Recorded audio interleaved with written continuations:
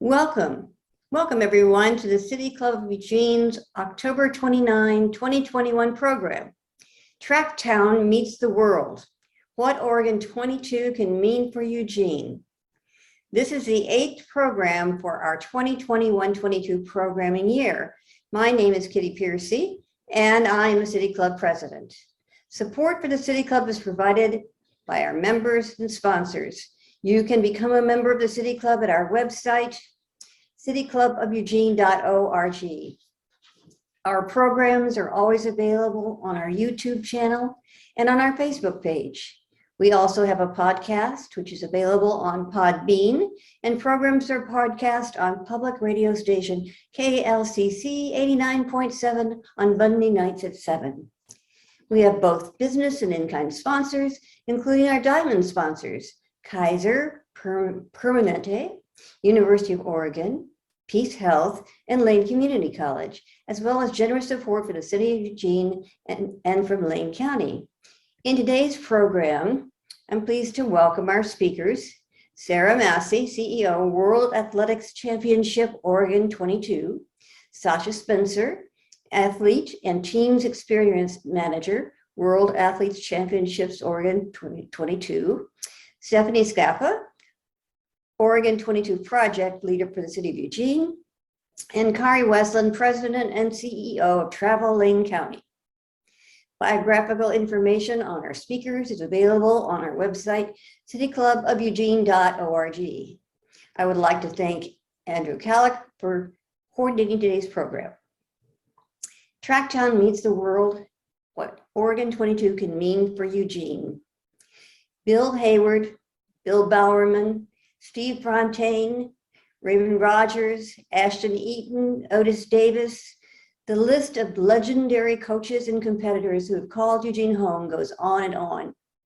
But Eugene's status as TrackTown USA isn't just about the fastest and strongest who bring record after record to the cathedral of Hayward Field. It is about you and me, the everyday Eugenians who lace up worn down Nikes, the local shoe brand, and head out for a mile or two along Amazon Trail, recently improved thanks to the voters, or about our neighborhood with echoes of Hayward's famous fans pushing us onward.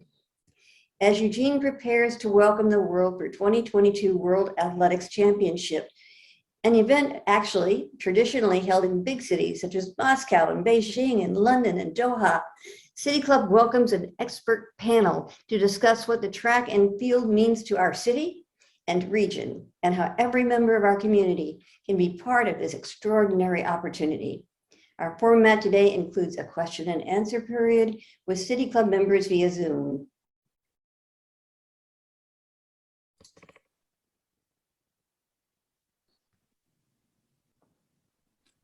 This is Andrew Kallick, and welcome to the City Club of Eugene. Rome, Paris, Moscow, London, Eugene. What do these cities have in common? If you answered that they have a beautiful river running through them, you'd be right. And as of next year, they have something else in common too, and that is that they all will have been home to the World Athletics Championships, the biggest track and field event in the world, run every 2 years. And we have an extraordinary group of people here today to talk to us about what that means for Eugene, our region, the entire state of Oregon, some of the challenges, the opportunities, and ways to get involved. So I'm happy to hand the mic over to Sarah Massey, the CEO of World Athletics Championships Oregon 22, for a presentation to be followed by Q&A. Sarah, take it away. Thank you. Thank you very much. And firstly, thank you for having us. We're very honored to be here and give you a little bit of a flavor about what Oregon 22 and the event is going to bring. Well, I think we all know it's taking place next year in 2022 between the 15th and 24th of July at the glorious Hayward Field.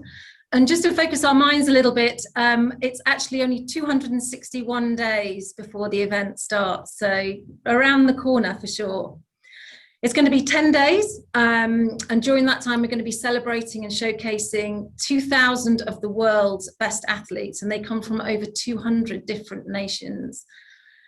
This is actually the 18th time that the World Championships will have been held. It started in 1983. So this will be the 18th time. And actually, it's hard to believe that actually this is the first time that the event's actually ever been hosted on US soil. And we find that, it's quite a surprise given the medal haul that Team USA take home and the overall success of the athletes. But that's why it's right and fitting that it's going to be here next year. It's going to be the third most globally watched sporting event next year after the Olympics and the FIFA World Cup. And that means it's actually going to be watched by over 1 billion viewers in over 200 different countries. And as well as that global coverage, it'll also be a centerpiece for NBC's local coverage in prime time for those whole of the 10 days. I mean, essentially it becomes a 10-day global TV advert for the state that's really going to lodge in the global consciousness Oregon as a place to not only visit, but also to live and work like I am at the moment. As you said very rightly, at the beginning, there's many different previous host cities and actually future cities that we will add to that list as well. And I think I know I speak for everybody on this call that this really is a massive opportunity for Oregon. And in fact, the way that we look at it as an organizing committee is we don't want to just stand aside these other cities, because we have a really powerful ambition as an organization. And that's actually to be the best of all worlds, to be the best of those world championships, both now and in the future. And we'll accomplish that through our approach, the way we look at our different experiences of all those people who will be here. We're celebrating world diversity through the athletes that will be here. And we have a high-performing and dynamic team that will lead the way. We're essentially kind of a really fast startup. We're growing rapidly with our sole focus on delivering the best event we can to elevate not only the state of Oregon, but also to elevate the sport of track and field within the US. So that leads me on to talk a little bit about Oregon 22 as the local organizing committee. We are a very distinct entity. We're comprised of many different people. We've got some local talent, we've got international specialists, and we've got subject matter experts from within the local community. And we couldn't do that without the partners. So lots of our team are made up of people from the University of Oregon, from Travel Lane County, from the city of Eugene, many of the people who you'll see here on the call today. And we take advantage of their experience and expertise to help us through the success of the event. Now, as well as our highly performing and driven team, we've got a couple of other initiatives that drive us to make sure this event's going to be a success. We're putting out a strong brand, one that resonates globally, that will make people stand up and watch us. As I said before, we're trying to create these really unique experiences that mean that everybody who comes here really has that feeling of being in the real heart and home of track and field within the US. We're driving change through our sustainability, through our DE&I and our youth initiatives. We're making sure that everything we do has a real digital focus. And we're engaging our partners, and you'll hear a little bit from that from Sasha in a little bit when I hand over to her. And really the last thing I wanted to really talk about was the fact that we bring all of this together, both our ambition, and all our initiatives into a visual representation of what we stand for. And this is something that, we communicate and it is something that everybody stands behind as an organization to deliver. So we have our smallest, our logos consists of ribs. We like to think of it, the ribs around the heart. And our smallest rib, if you like, which is closest to the beating heart, not only of the venue, but of the passionate community, of the volunteers and the athletes that will take part. The green represents in honor of the state. It represents the resources, the ego-conscious culture of the state, of the city, and of the university. Our blue represents the brightness of the nation, of the youth who are the future of the sport. And it also celebrates Team USA, who, as I said, are the #1 world team in terms of winning medals in these championships. And our purple, which is our outermost and biggest rib of our heart, represents the scale of the world audience. It celebrates diversity of the people who will come here. And it also speaks to the prestige of the event and the quality of the athletes that will compete. But as anything, we are just the organising committee. We couldn't do this, and the event will not be a success unless we are collaborating and working really closely with our partners. So I'm going to hand over to Sasha, who's going to talk a bit more about how we do that and how we work together. Thanks very much, Sarah. As the person who really manages our stakeholder engagement, I'm really pleased that we have the types of partnerships that we have. We couldn't do this alone. It is one of those efforts that really takes everyone linking arms and all hands on deck in order to achieve the things that Sarah has just described. And so we're really, really fortunate to have partners that include USA Track and Field as the international governing body of our sport, the state of Oregon. This is the first iteration of these championships in the 18 times it's been held, that the event is named for a regional location as opposed to the specific city. And that's because the state of Oregon has been behind us and backing this effort and collaborating with us in so many important ways. The University of Oregon is obviously our host location. And so everything from being the home of Hayward Field to also housing the athlete village and helping us work through all of the operational deliverables that we have to prepare for the championships. They're a true partner in many ways. And the city of Eugene, of course, which is the location in which all of this is being held. Sarah mentioned earlier that we take a very common sense approach to staffing and preparing for the championships. And that means that each of those entities have contributed their time and the resources of the experts who facilitate these things on a normal everyday basis and directed those towards the planning and preparation for the championships that's underway right now. From a stakeholder perspective, we have two aims, right? One is to put on a fantastic event that's worthy of everyone's time and investment. And the other one is to help stakeholders leverage the event for their own strategic objectives. So with the university, we understand, or starting with USATF, we know that they want to grow the sport both domestically and globally. The state of Oregon, we're happy to provide a lot of exposure through broadcasts, as Sarah mentioned, and also all the visitors that get to come here, everyone who gets to see it on a wider basis and potentially make this a destination. We also have the university that gets to put itself on the global platform on which it is deserving, both from a research standpoint, but also just for a destination for students in the future. And the city has objectives that Stephanie will go into that we're really excited this event gets to be a platform to champion, both from a travel and tourism destination that Carrie will talk about a little bit later, but also from a very personal civic pride standpoint that Stephanie can get into right now. Thank you. I'm Stephanie Scaffa, the City of Eugene's liaison to the Oregon 22 World Athletics Championships. And as you can probably gather from all the information that you've heard so far, the city and the community are so excited to be the host for this incredible event.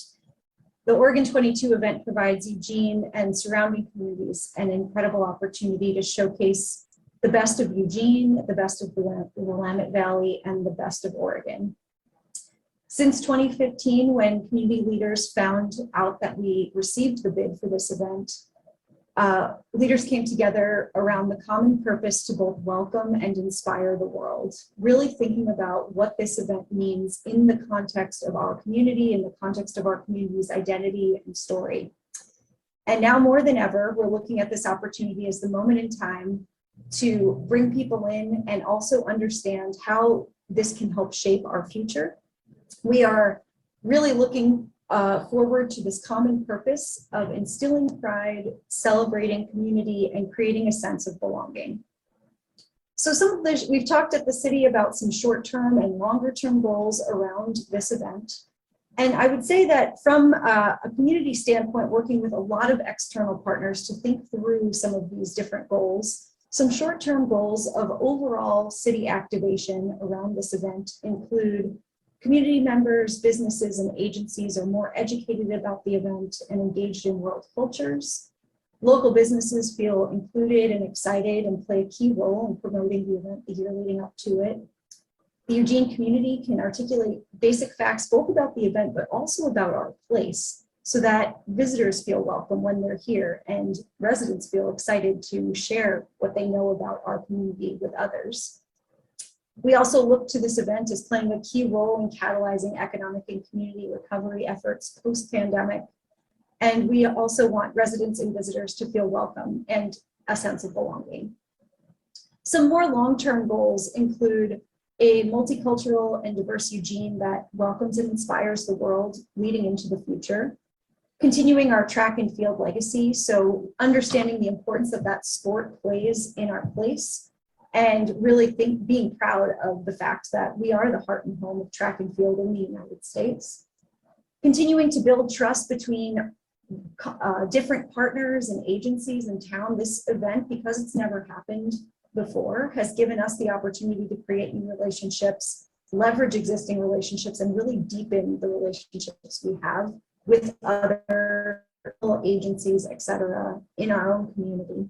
We want to create and maintain our culture of innovation and continue to tell our story and build partnerships around these key legacy aspects of the event moving into the future.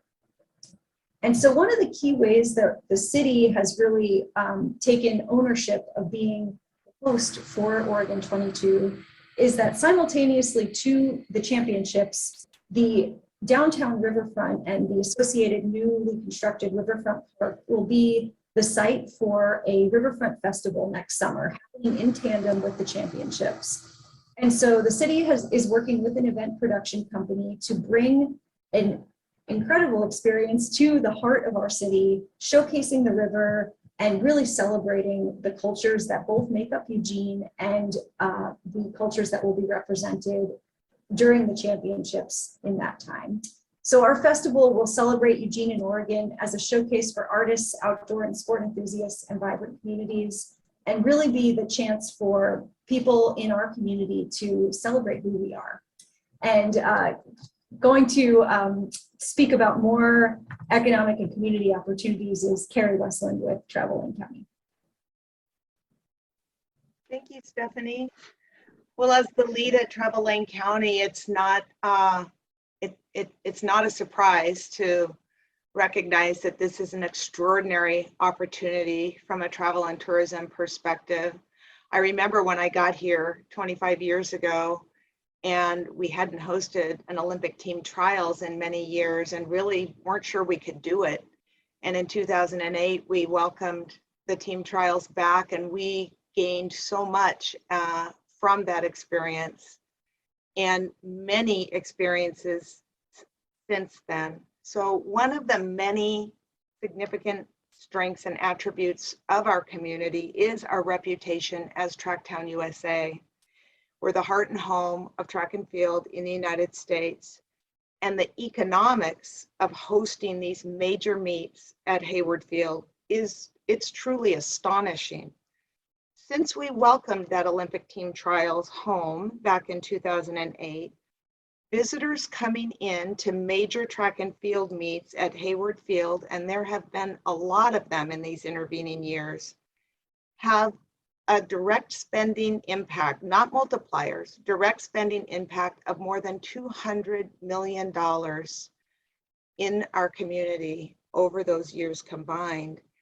And thanks to the generous gift of the reimagined Hayward Field, the opportunity to host this event next summer and the many events that are already on the books with more to follow, we have more than $100 million in estimated direct spending coming in over the next just few years through the gates at Hayward Field. Hayward Field has been, in its former iteration, when it was vastly overachieving its capacity and its attributes, and into the future, it is truly a tourism economic engine for our community. But our legacy in track and field, our legacy in innovation is more about economics and visitor spending. So real and lasting community improvements have already started due to our securing this particular event, the World Athletics Championships Oregon 22. Stephanie highlighted one in that riverfront park that was really partially inspired by this event coming. But remember the 20 by 21 mural project that we've all been enjoying the last couple of years. the 2021 giant sequoia trees that have been planted throughout the community and beyond, and a host of other self-improvement projects that individual businesses, neighborhoods, and the community overall has already undertaken as we get ready to host the world, which is a huge, huge honor. Youth programming and engagement at Run, Jump, Throw events have really become a regular part of the mix over these last several years. In addition, I think it's really important for us to remember that how we see ourselves, what we recognize that we can accomplish together, our self-image, right along with how the rest of the state, country, and world see us, our reputation has been greatly enhanced and will be tremendously enhanced in hosting major events like the World Athletics Championships. We have an opportunity as a very special community with values and attributes that we all hold dear to really inspire the world. We're very excited about the festival that Stephanie described. We think it's a real opportunity to tell our story and share our values. And of course, this isn't just about one event in one place and time. I've given you a little bit of that, but I'm going to turn it over to Jessie, and she's going to also describe how this event isn't happening in a vacuum in July of next year, and it's about much more than that. So Jessica, I'll turn it over to you.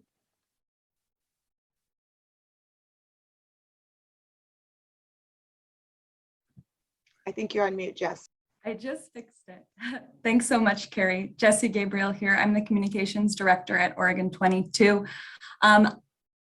I want to talk a little bit about the broader reach of this event. And I know we kind of touch on it often, but I think it's important to really look in at the facts a little bit more. 2,000 athletes from over 200 nations. We're talking about a TV audience of 1 billion. The number of international media and broadcasters that are going to be talking about this event really can't be overstated. So I want everyone to kind of think about the type of global saturation that comes with the Olympic Games. It is truly the scale of what we're talking about here with the World Championships. With 6,500 hours of TV coverage, this really is track and field's biggest moment. It's the event where the sport is spotlit on the world's largest stage. And with the best athletes in the world coming here, the attention will come from every single part of the world in media markets that we otherwise would not necessarily have the opportunity to enter. So the champions and the heroes of the Olympic Games that we were all able to watch this past summer, all of those athletes, those heroes, are going to be fighting to defend titles. They're going to be maybe fighting for redemption. They're going to be fighting for the right to call themselves world champion. The footage and the photos from these world championships are going to be seen all around the world with that audience of 1 billion all tuning into the event in this place. As part of our efforts to capitalize on that platform, Travel Oregon is working with broadcasters to ensure that spectacular imagery of our state has the opportunity to take people's breath away as they tune in on their phones, on their TVs, on their laptops. We want to make sure that everyone tuning in understands all that Oregon has to offer. So on a little bit of a more personal level, however, I did want to say that, oh, I'm trying to advance the slide and it's not going.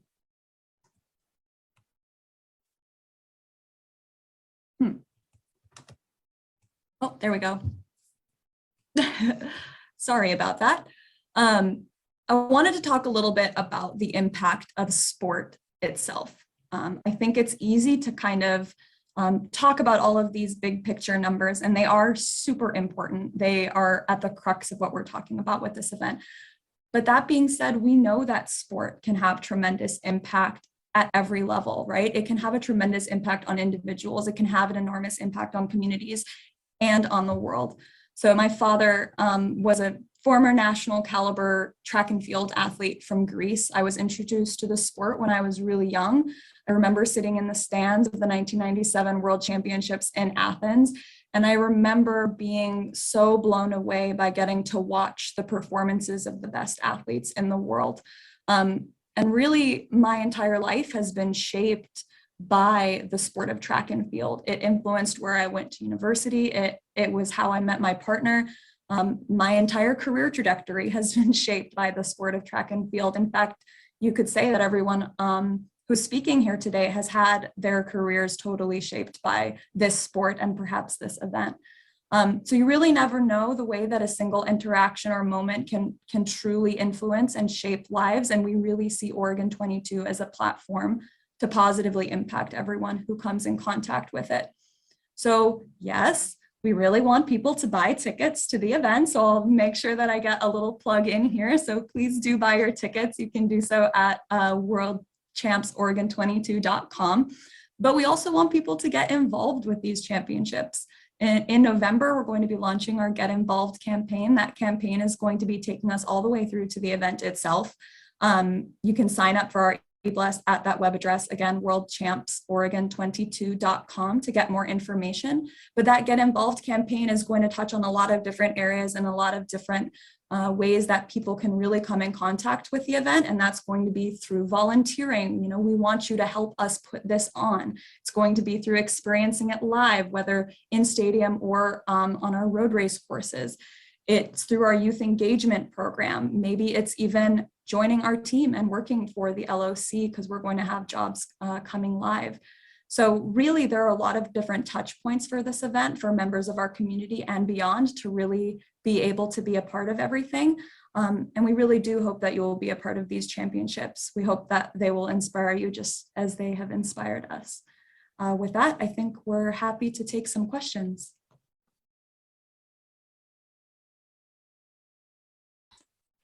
Thank you all so much for the presentation. As you noted, Hayward Field has already been recognized as one of the great track venues in the world. However, it's significantly smaller than some of the other championship venues that have played host to the World Athletics Championships. And in part as a result, that's led to some high ticket prices on the secondary market, not for every event, but for some of them, which has led some folks to be concerned that regular people will be shut out of the process or could be. I wondered if one of you could talk about ticketing, specifically what's being done to expand capacity at Hayward, how there are other ways for Oregonians to be involved in the championships, whether it's overflow viewing parties or the road race events like you mentioned, how everyone will be able to take advantage of the championships in one way or another. Thanks. Jesse, I think you're going to answer that question for us. Yep, definitely. So Jessie Gabriel here, again, Communications Director with Oregon 22. Thanks for the question, Andrew. You know, there might be high ticket prices on the secondary market. And then, you know, just as a reminder, we don't have any control over those ticket prices on the secondary market. But the reality is that there are plenty of tickets available currently on the primary market. And those tickets are available at a variety of price points, including at very reasonable price points. We were committed to making tickets affordable for people, with 50% of all of our tickets on sale costing less than $100. Adult pricing begins at $25. Children's tickets are under $10 for select sessions. To your point about expanding seating, there's going to be additional temporary seating that's going to be added into the stadium, and that's in order to maximize the number of fans who can attend. I mentioned briefly about the road race courses. Fans are going to be able to, you know, line those courses in the streets in the cities of Eugene and Springfield for free, to be able to see some of the world's best marathoners and race walkers right in front of them in their neighborhood, in their cities. You know, when the World Championships took place in Doha in 2019, the event did receive a lot of criticism because they had wide swaths of empty seats. Our goal is to have a completely packed stadium so that we can really show the world how Oregon does track and field. And so having that packed stadium is super important to us, and it guided our decision making for making sure we had you know, a majority of tickets at affordable prices. But it isn't just about ticketed spectators. I spoke a little bit in my presentation portion about our Get Involved campaign, which, as I said, is going to start to roll out in November. So please watch this space. In addition to experiencing the event live, people can also volunteer. They can be a part of our youth engagement program. And I know Steph if you want to maybe chat a little bit about the Riverfront Festival and how we really see that as an opportunity for everyone in our community to be able to engage with the event, I think that would be great. Thanks, Jesse. Yeah, Stephanie here from City of Eugene. I do think that there's ample opportunity for people to be part of the overall citywide experience. And so that will include a lot of things. The Riverfront, we're looking at it as a location for the ticketed or non-ticketed fan person coming in wanting to be part of the experience. And so there's going to be a lot of entertainment options, celebration of cultures, global cultures from all over the world. There's also, we're hopeful that there will be some athlete tie-ins as well. And so really wanting to make space for people who are visiting from elsewhere, both fans, athletes, et cetera. And so we'll have a number of volunteer opportunities to pull that off in addition to Oregon 22. So I think that there's a myriad of ways to be part of the experience. Perfect. Thank you very much. Karin, you have the next question. Hi, and thank you all for joining us today and for this presentation. Jessica, I love the framing that you offered around sport, because I really think anytime a community has the opportunity to focus its attention on process in pursuit of excellence, it's applicable at all scales and great for us to be thinking about together. Eugene already holds such a special place within the history of running, and certainly within the history of American running.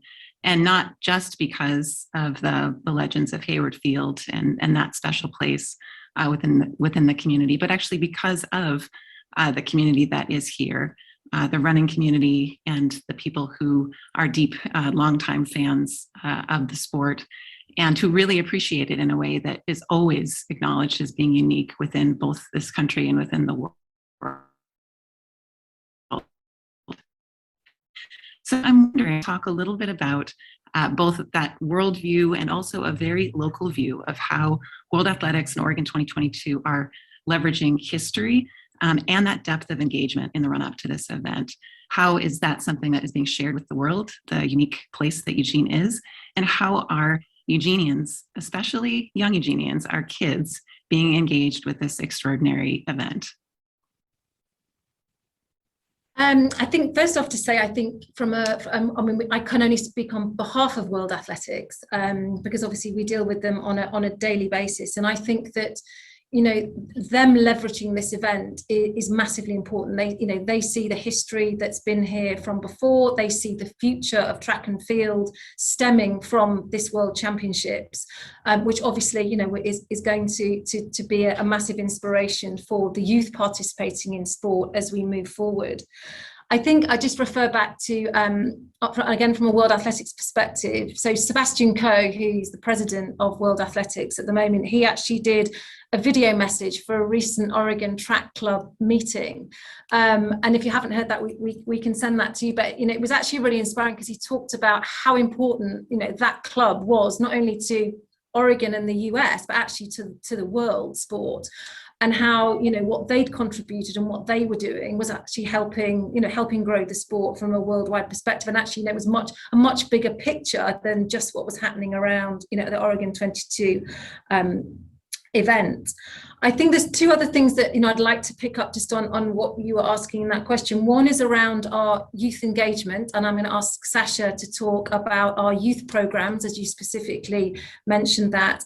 And then also at Heritage, the Oregon 22 Athletics Heritage Trail, which speaks absolutely not only to the history, but the future and honouring athletes. So I'm going to ask Carrie to actually talk a bit more about that. So if that's okay, Sasha, if you'd like to just talk a bit about our youth engagement programs, and then hand over to Carrie to talk about that historical piece that we're working with World Athletics on. Certainly. So, you know, when thinking about what a tremendous opportunity this was and the ways in which we were going to engage youth, we know that there are kind of traditional activations that are done. Run, jump, throw has been very successful. Oregon Track Club has spearheaded the all-comers meets.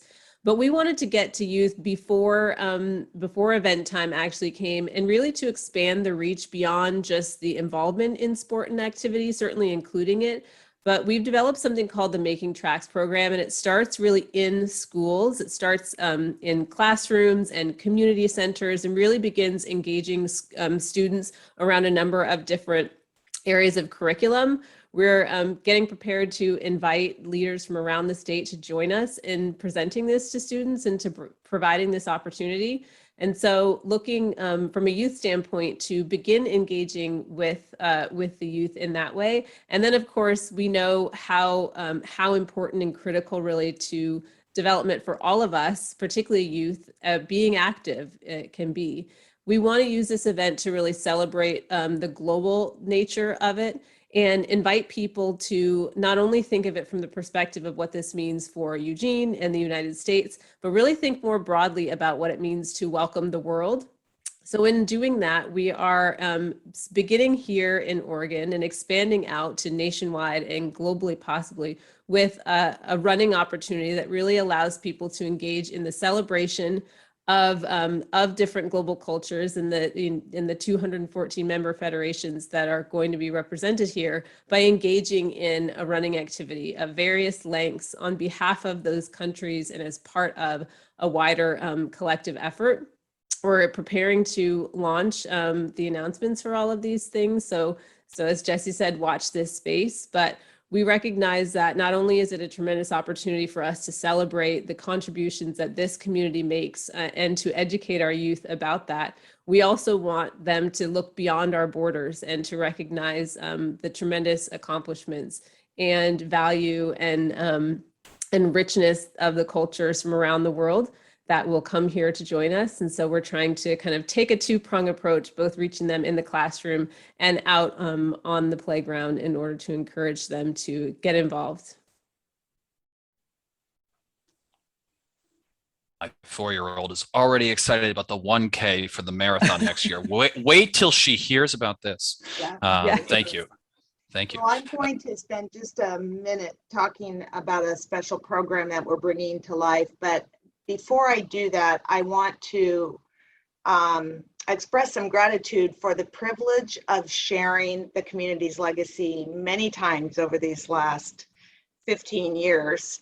I've got a 30-minute deck that I pull out, and it's amazing how many people in the community really don't know the things that have happened here over time. It's a very inspiring story, and much of it is now brought to life in Hayward Hall, which is the 4,000 square foot museum that's now open to the public Tuesday through Friday, I think, from 10 to 4 next to Hayward Field. If you don't know, or even if you think you know, our legacy around track and field, I challenge you to go and spend an hour in that space. And it is a gift that we have that looks back and honors many of the things that have happened here that we wouldn't have if we weren't hosting this event next year. We wouldn't have the reimagined Hayward Field that's going to bring big events many years into the future, and we wouldn't have Hayward Hall. So I just want to squeeze that in. I think it's a great legacy outcome for our community, coming directly out of the honor of hosting this event next year.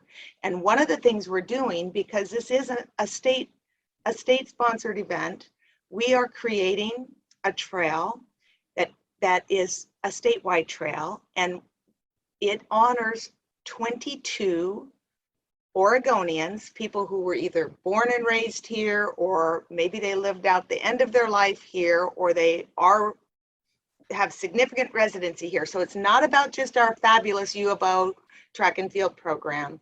People who just came here and went to school and got a global medal aren't on it, but Oregonians who achieved global medal status at an Olympics, a World Championships event. There's a couple Goodwill Games medals represented. There are 22 locations throughout the state. There will be beautiful plaques that are being sponsored by the Museum of World Athletics. They're color plaques. They honor these athletes. They'll be in their home communities, and we'll be able to all go and visit the places that were meaningful to them. And these global visitors coming in for the event will be able to move throughout Oregon and visit the trail too. Thank you. And I Terrific. did just want to say one more thing on it, because I think, we talk about this place a lot and why why it's so, the history of track and field in Eugene, in Oregon in general, is so important. But it really is the community's legacy. And it is the reason why these championships are able to be hosted here, because of this just incredible foundation of work and of investment and of, really passion and love for the sport that has come before, that we're able to be this, this place that is able to host such an incredible, large scale global event. It's because of the work and the foundation that came before. Thank you. Kitty Piercy, you have the next question. Sure. First of all, thank you for the program today. And I just wanted to say, and I'll say that again because I already taped it, but anyway, just wanted to say it now. And I also wanted to tell you that this is very exciting to me to see this fruition of this long journey, and I can't wait to see how it plays out. I'm going to bring up maybe the least happy piece, but I'm very curious, and I think the public will be too. And that is, can you, someone or all of you, speak to how we are, as hosts, are going to handle the public safety issues, and how we are going to handle the pandemic issues that are part of the public safety issues, and maybe for the public in general, but also for the athletes themselves. So anything you want to share about that, I think people would be very interested in. So I think I'll take that one. It's Sarah, Oregon 22. I think one of the key benefits of working so closely and having the University of Oregon as one of our partners is that the safety and security planning is being driven with them in conjunction with us, and they are actually part of our team. So the leaders at the university who are managing the safety and security of the students on a daily basis have managed them through the COVID pandemic and wildfires and many other things that may have come up. We're working very closely with them to devise a safety and security plan. They've got kickoff meetings that have already happened with wider state agencies. They're actually already starting going into scenario planning and live exercises to talk through some of the different contingencies that we need to put in place, standard operations that we put in place. Really making sure that that we're looking at every single possible option. I think if somebody had said to us that all sports events would be all cancelled because of a pandemic 18 months ago, 2 years ago, nobody would have believed that. Now that's at the forefront of planning, not just for that, but other eventualities. And linked with that is of course working really closely with Stephanie and her team at the City of Eugene, their response teams and everything that they will have in place from a city operations point of view to make sure that whether athletes, spectators are in Hayward Field, whether they are in accommodations, whether they are in the city, whether they're at the training venue, wherever they are that's linked to the event, at the airports, that is being covered as part of this very large safety and security planning committee group that's being set up and led by the university. Sarah, I might add from an athlete perspective, because I know, Mayor Piercy, you've always been worked hand in hand with us on ensuring an outstanding athlete experience. I'll say that we have benefited from being able to watch other large sporting events manage these challenges, right? There's been precedent set and best practices put in place, and athletes themselves are accustomed to what this testing and safety protocol looks like. They had to undergo it when they were here with us for the Olympic trials, much more so and much more intensely when they attended the Tokyo Olympic Games. From the standpoint of putting protocols in place, I think we're well prepared to do that as a result of the way that this pandemic has been handled around the world. And athletes are committed to doing the things they need to do, both to keep themselves safe before arriving and have a very clear understanding of what they need to do in terms of testing and behavior once they get here in town with us. Thank you. Stephanie, I don't know if there's anything you want to add from a city perspective. Thank you. Yeah, I was just going to add that I think I would say from a tactical security standpoint, all the way to cybersecurity, to general well-being and care for individuals, like we're really thinking across the board about just best practices and leveraging what we've already done in our community when there are large scale events to really ensure the safety and well-being of everyone who's here. Our police force and our fire department, they're very involved right now with all of the tactical planning that Sarah mentioned, and we're locked into the university's planning for what's happening within the footprint of the event so that we can focus on outside of the event footprint and really ensure that we've got everything covered. Just one more little comment and then I'm done. I just wanted to say that I think this welcoming world is really important. And I think it's so important in these times in our nation. So I'm super proud that's the focus, because I think it's so important for our country and this world right now to appreciate each other's diversity and appreciate what we all bring together. Thank you. Thank you, Kitty. Joel, Corin, next question. I heard someone mention that you expect 2,000 athletes. My question deals with the total number of visitors who will be in Eugene. I assume they won't all be staying in Eugene or dining in Eugene. How wide is the reach of the event, and what is the presumed or predicted economic benefit to the area? Carrie, I think you're going to pick that one up. Well, it's a good one, and it's one that we are getting frequently. We are running full here locally during the event next year. We do have the athletes, as you have heard, will be in essentially an athletes village on campus. It will be an optimal setup for that important audience.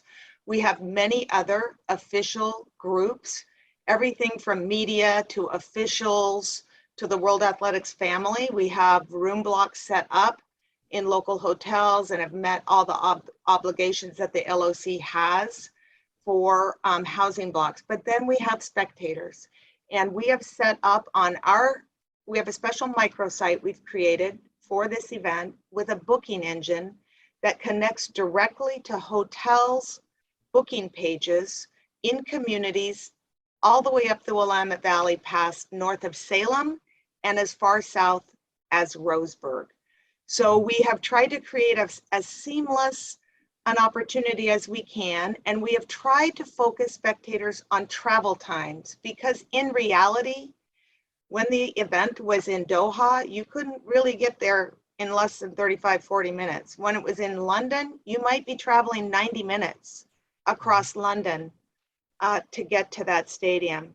So when you think about our community, the community itself is much smaller, but those travel times that are afforded by the I-5 corridor, ground transportation, and the rail corridor, we think we'll be able to take really good care of all of our spectators, and they're going to have an exceptional time. We've tried to just reduce the barriers and get them out of the mindset of that's Salem, not Eugene, I want to be on Franklin Boulevard, and get them to their reservation and get them hooked up with the planning attributes that they need to make the most of this experience. The economic impact. The economic impact early on was estimated at 52 million in direct spending. There's a much larger number associated with the event when you looked at induced spending and spending to get the event produced, but the direct spending, and that's the number I'm most familiar with here at Travel Lane County. That's the number we're always looking at. What's the actual dollar value coming in the first time? And it was pegged at about 52 million. Thank you. Next question from Mary Layton. Mary. So I am reminded of a time about 10 years ago when my two nephews from Cape Girardeau, Missouri, came to watch the, it was an Olympic trial or something. It was a very big deal. And they were both runners from a little tiny town, serious runners. They could never have gone to to this event if they didn't have a room to stay in at my house.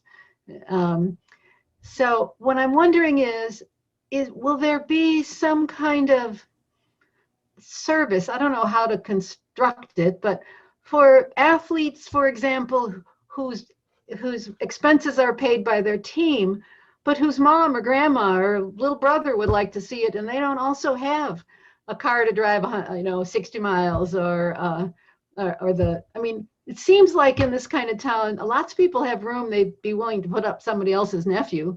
Is there going to be some kind of a system where you could access that? We think that would be fabulous. We think that community hosting would be a great benefit to folks just like you've described. One of the challenges around providing a matchmaking service is liability. So interestingly, Airbnb and VRBO and other online vacation rental platforms make it easy for people to make a room or their home available. Typically they're renting them, but they could offer them at a very nominal rent, and people could connect up with them that way. And we could solve that problem and have insurance and liability mitigated by using one of those established platforms that they do make it pretty easy. You don't have to say, I'm going to rent my house on Airbnb and that's how I'm going to use my house. You can come on for one event and they'll step you through the protocol, and we welcome more inventory because the pricing is getting very high. It is a world of supply and demand, and the supply is getting taken up, and we're seeing prices get pretty high. So the more participants, the better, and we encourage people to use one of those established platforms. It's just the easiest way to go in this day and age. Well, speaking of community benefit, though, what about Catholic Community Services and Refugee Resettlement? They have a long list of people with guest rooms, and it could be a way to generate income for that kind of service. And in fact, I'm one of the people on their list that matching the need with the opportunity means that there's excess inventory, oddly. And that would be one way they could generate income for another activity. And I bet you there's lots of people like me that would be willing to do it. So a community partnership that could benefit a group of people is probably not going to go otherwise. Just a thought. I think we have receptive ears. So there may be a follow-up conversation in your future, Mary. Thank you for sharing that, Mary. I think when we talk about welcoming the world, what could be more meaningful than people actually opening up their doors to make exactly what you've described happen. So thank you for that recommendation. And yeah, certainly expect to hear from us. Thank you. We have time for one more question. I know there's been a lot of excitement about the championships during this panel for good reason. There's also in the run-up, sorry, I got some feedback. In the run-up to the championships, there was some significant disagreement about taxpayer resources being dedicated to the event, both from the state's tourism entity, but also the general budget. And I wondered what your response was to that controversy. Was this sort of unusual in terms of the citing of the event, that there was public money? And also, do you feel that organizers, yourselves, have a specific and unique duty to ensure that the public can benefit from it, given the investment that they are making? Thank you. Yeah, I mean, I think just on that topic, I mean, like all major global events, the funding sources are very varied. It might, differs country to country, but in general, all major events are funded either by public funds, by private funds, and obviously by commercially generated revenue as well. So in particular for this event, in terms of revenues, that's as Jessie mentioned, in terms of tickets, that's a major revenue source for us, as well as other kind of commercial and sponsorship revenue generating aspects as well. So I think, yeah, I mean, our event is no different from any other in terms of its funding sources. I mean, picking up particularly on the public funding, yes, I mean, much of that came from Travel Oregon's large grant program. When that was applied for, it was viewed as a project that contributes to the development and improvement of communities throughout the state by means of promotion of the visitor industry. And that funding was derived from visitor spending, a tax on hotel stays, not directly on Oregonians. And I know that Carrie will emphasize that in a minute.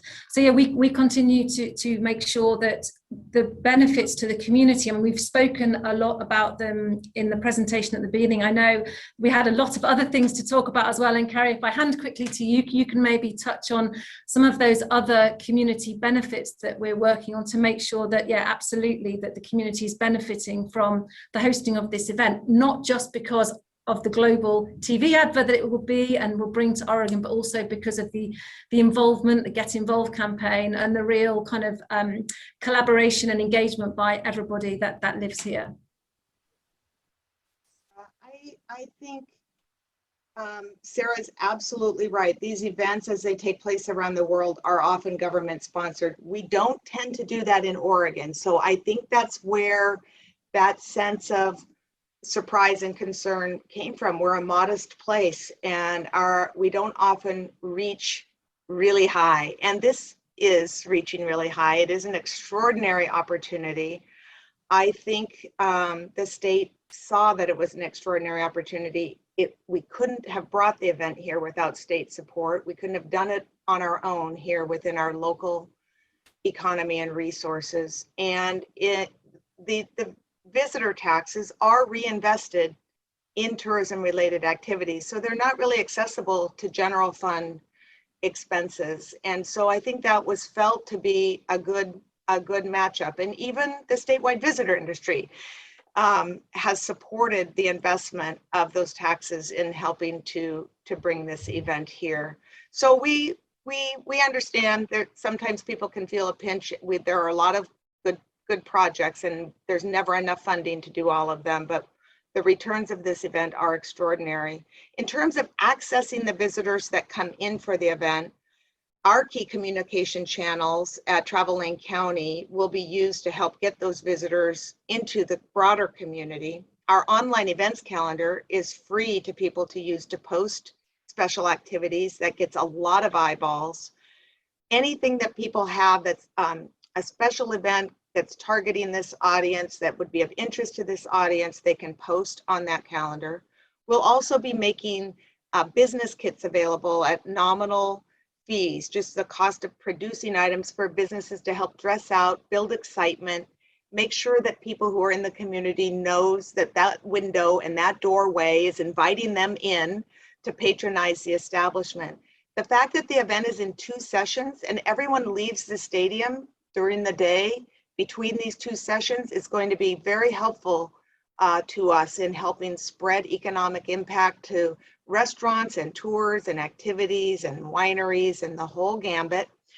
So we are really focused on, we want these global visitors to fall in love with Oregon and with Eugene Springfield. So we're going to be doing our very best to get them and their dollars throughout the economy and enjoying themselves and patronizing those things that we all cherish, that are here in part because we spend money on them, but they really need visitor spending too. That's why we have some of the wonderful things that we have is because visitors patronize them. So we're going to do our part to make sure that happens in this instance. I hope we've answered your question adequately in terms of the funding of the event. Yes.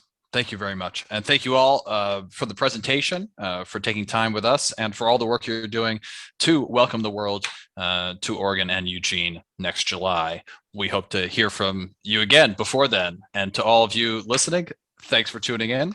Talk to you next time.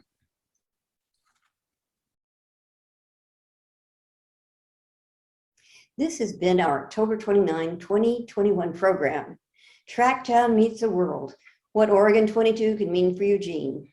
Before we proceed, I'd like to recognize our diamond sponsors.